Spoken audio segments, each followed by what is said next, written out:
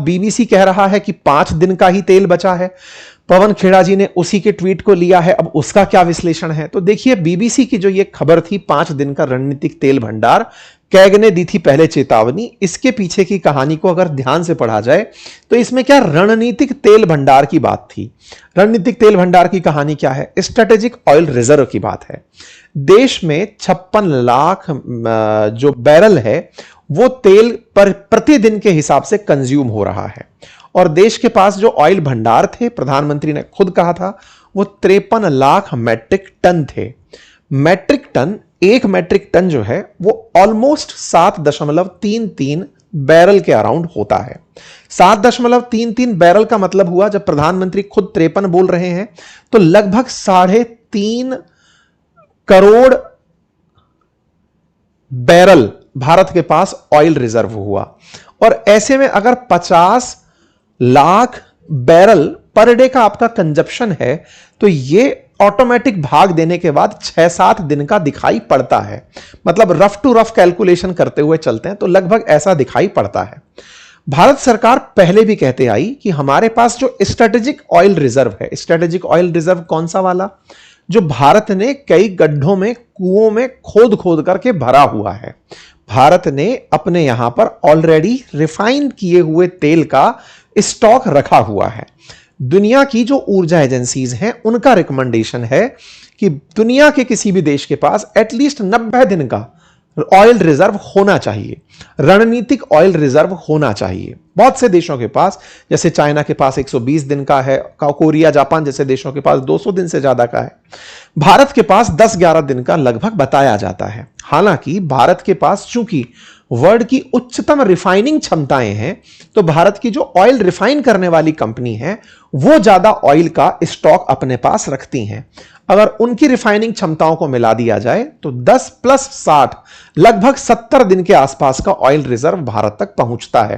क्योंकि भारत में जितना oil Bharat per day consume करता है उतना crude oil refine per day करने की क्षमता है। तो हमारी रिफाइनरीज ऑलरेडी बहुत सारे दिन का स्टॉक लेकर चल रही होती हैं। उन रिफाइनरीज की वजह से ये जो 5 दिन का रणनीतिक तेल भंडार है, ये देश का कुल तेल भंडार नहीं बताया गया है। मतलब देश में स्ट्रेटेजिक ऑयल रिजर्व तकनीकी रूप से देखा जाए तो सरकारी आंसर तो दे दिया, लेकिन देश की सारी कंपनीज के पास मिलाकर कितना है वो जवाब यहां पर नहीं दिया गया, जो कि लगभग 74 दिन का पता चलता है। देश के अंदर कुल मिलाकर के ये जो बात निकलकर रिपोर्ट के हिसाब से, जिसको कैग की रिपोर्ट नाम दिया गया है, उसमें जानकारी जब दी थी 2025 में ऑडिट के अनुसार देश के अंदर जो रिफाइनिंग क्षमताएं हैं उनको बढ़ाने की रिकमेंडेशन दी गई थी। उसी को यहां पर उठाया गया था। 5.33 million metric tonne capacity of storage which can provide 7.88 day import cover, ये 2024 का था, जहां पर 19 दिन का इंपोर्ट कवर फेज 1 में होना था। देश के पास 7.88 दिन का इंपोर्ट कवर था। चूंकि हमारा यहां पर लगातार खत्म होता चला जा रहा है, इसीलिए 4.56 दिन की बात इन्होंने लिखते हुए 5 दिन का जवाब लिख दिया था। लेकिन यह हल्का सा मिसलीडिंग प्रतीत हुआ। क्यों प्रतीत हुआ? जब देश के अंदर ऑलरेडी ऐसी सिचुएशन है, वर्ल्ड वाइड ऐसी सिचुएशन बनी हुई है, तो जिम्मेदारिता का परिचय देते हुए करना यह था कि रणनीतिक तेल भंडार इतने दिन का, लेकिन भारत के पास कुल रिजर्व 74 डेज का। इससे स्थिति यह बनती कि शायद देश के अंदर पैनिक क्रिएट ना होता, या फिर इस तरह की खबर हेडलाइन बनाकर अपोजिशन ना डालता। यही बात है कि इसके ऊपर लोगों के द्वारा प्रतिक्रियाएं दिया जाना शुरू हुआ, और परिणाम यह निकल कर आया कि देश के अंदर सरकार को आना पड़ा कहने के लिए कि पर्याप्त तेल के भंडार हमारे पास उपलब्ध हैं। ये जो हमारे पास 5.33 मिलियन मैट्रिक टन जो है वो आंध्र प्रदेश और कर्नाटक के अंदर अलग अलग जगह पर हमने सुरक्षित रखा हुआ है। विशाखापट्टनम, मैंगलोर और पादुर के अंदर हमारे ये स्ट्रेटेजिक ऑयल रिजर्व भंडार हैं, और भारत आने वाले समय में चांदीखोल और पादुर के अंदर और ज्यादा ऑयल रिजर्व करने की क्षमता विकसित करेगा। लेकिन भारत के पास चूंकि अपनी ऑयल कंपनीज भी हैं और उन ऑयल कंपनीज के पास 64.5 दिन का तेल है, इसीलिए भारत आराम से अभी 60 दिन से अधिक की व्यवस्था करके चल रहा है। यही कारण है कि फिर इसके ऊपर धीरे धीरे तमाम प्रकार की जानकारियां दिया जाना शुरू हुआ। बीबीसी की रिपोर्ट को ध्यान में रखते हुए प्रतिक्रियाएं आना शुरू हुई कि ये गलत बातें फैला रहे हैं और इनकी गलत बातें मिसलीडिंग प्रतीत होती हैं। पीआईबी ने फैक्ट चेक करते हुए लिखा कि भारत की कुल भंडार क्षमता 74 दिन की है और अभी लगभग 60 दिनों का स्टॉक उपलब्ध है। तो पीआईबी जिस चीज का फैक्ट चेक कर रही है वो बात भी अगर ध्यान से देखी जाए तो हल्का सा उसके अंदर फेर है। यहां पर शब्द रणनीतिक तेल भंडार का है और यहां पर कुल तेल भंडार का अंतर है।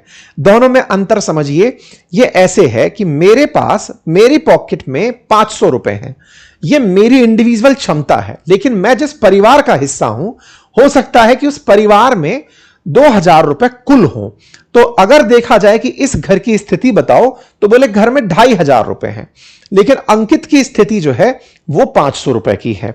हालांकि इस पूरे कंडीशन में अल्टीमेटली घर की ही बात हो रही है, देश की ही बात हो रही है और देश की बात में चर्चा इसलिए बड़ी बन रही है क्योंकि सरकार को डर इस बात का है कि गलतफहमी अगर फैल जाए तो वो बहुत ज्यादा भ्रामक हो सकती है और जब वो भ्रामक होगी तो देश के अंदर पैनिक क्रिएट हो सकता है। इसीलिए जानकारी निकल कर आई 27 मार्च को कि देश के पास 60 दिन का प्रॉपर ऑयल रिजर्व है और 1 महीने का एलपीजी भंडार हमारे पास है। सरकार ने अपनी तरफ से कहा कि हमारे पास में पेट्रोल, डीजल, एलपीजी की कोई कमी नहीं है, सभी पेट्रोल पंप खुले हैं, रिफाइनरी 100% कैपेसिटी पर चल रही हैं। 6 दिन का स्टॉक वाली जो खबर है वो अफवाह है। 74 दिन की स्टोरेज क्षमता है और 60 दिन का स्टॉक अभी भी है। एलपीजी का उत्पादन 40% बढ़ा है। जैसे मैंने आपसे पहले भी कहा था कि देश की रिफाइनरी क्रूड ऑयल को रिफाइन करके एलपीजी प्रोड्यूस करती हैं। रोज 50 लाख सिलेंडर की डिलीवरी हो रही है। पीएनजी को बढ़ावा देने की योजना लंबी योजना के रूप में शुरू की गई है। सोशल मीडिया पर फर्जी खबरें फैल रही हैं, अफवाह फैलाने वालों पर कार्रवाई होगी। बाकायदा सरकार के द्वारा आज ही के दिन इसके ऊपर एक डिटेल जानकारी दी गई और कहा कि हमारे पास पेट्रोल और डीजल के पर्याप्त भंडार उपलब्ध हैं। सप्लाई ऑफ यूरिया प्लांट जो है वो 70 से 75% लास्ट 6 महीने से बनी हुई है। तमाम चीजें सरकार के द्वारा डिटेल में आज दे दी गई। उम्मीद है कि आप लोगों को यह जानकारी पता चली हो। यह क्या है? यह है बीबीसी के द्वारा उस ट्वीट को डिलीट कर दिया गया है और उस ट्वीट के साथ उन्होंने अपनी वेबसाइट पर इसे परिवर्तित करके इस तरह लिख दिया है कि भारत के पास इतने दिनों का रणनीतिक तेल भंडार, सरकार ने कहा हालात काबू में। कुल मिलाकर के यह जानकारी बाद में कवर कर दी गई। तो अब चर्चा करते हैं कि क्या भारत को चिंता करने की जरूरत है रूस के द्वारा पेट्रोल बंद करने पर? नहीं, तेल हमारे पास क्रूड के रूप में आ रहा था। क्रूड थोड़ा महंगा खरीद रहे हैं। ऐसे में सरकार का जो खुद का राजस्व है वो थोड़ा कम होता दिख रहा है। उसमें सरकार के द्वारा 10 रुपए प्रति लीटर पेट्रोल और डीजल पर एक्साइज ड्यूटी कम करके, यानी कि खुद का कट कम करके जनता तक सही समय सही दाम पर कीमतें पहुंचाने का प्रयास किया जा रहा है। उम्मीद है कि आप सभी साथियों को यह जानकारी समझ आई हो। किसी भी प्रकार की अफवाह से बचें। वैश्विक अशांति के दौर में सबसे बड़ी अशांति मानसिक है। ऐसे में सरकार पूरे देश के लिए प्रतिबद्ध होकर के काम कर रही है, तो आप और हम भी देश के प्रति जिम्मेदारी निभाते हुए अफवाहों से बचें, देश को दिशा देते हुए चलें। कुल मिलाकर इतना ही। अपना ख्याल रखें। बाकी अगर आप चाहते हैं तो हमें ट्विटर पर फॉलो कर सकते हैं। ट्विटर पर अंकित कुमार अवस्थी, मैंने एक लिंक कमेंट बॉक्स में पिन किया हुआ है, जहां पर बीच में जब कभी कभी हम एब्सेंट भी होते हैं तो वहां पर अपडेट खबरों के लगातार आ रहे होते हैं, तो आप हमें वहां पर फॉलो कर सकते हैं। लिंक मैंने उसका कमेंट बॉक्स में पिन कर दिया है। बहुत बहुत धन्यवाद।